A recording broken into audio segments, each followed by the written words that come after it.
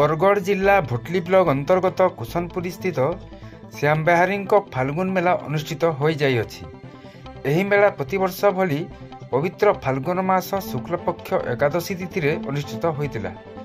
एही अवसर में प्रत्युषरु बरगढ़ भोटली अभिमुखे सहस्राधिक श्रद्धालु को नहीं एक विशाल निशान पदयात्रा अनुष्ठित होइतिला। एही कार्यक्रम रे बहुत दूर दूरांतरु श्रद्धालु माने बरगढ़ बाबा झंडा धरी श्याम बाबा पीठ को पहुंची बाबा अलौकिक श्रृंगार दर्शन प्राप्ति होगा सहित महाप्रभु सान्निध्य लाभ करथिले। एहा सहित पड़ोशी छत्तीसगढ़ राज्यर मध्य शताधिक श्रद्धालु अंबाबनारू पदयात्रा रे आसी बाबा दर्शन लाभ करथिले। एही अवसर में रथयात्रा तथा फाल्गुन मेला अनुष्ठित होइतिला। दुईटी भिन्न भिन्न सुसज्जित रथ टणा जाइतिला।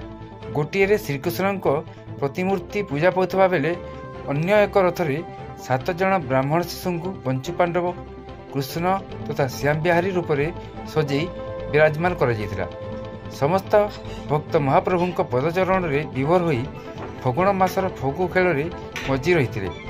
तेबे एभली मनोरम यात्रा देखिबा पई एही यात्रा रे लक्षाधिक श्रद्धालुंक भीड़ परिलक्षित होइतिला।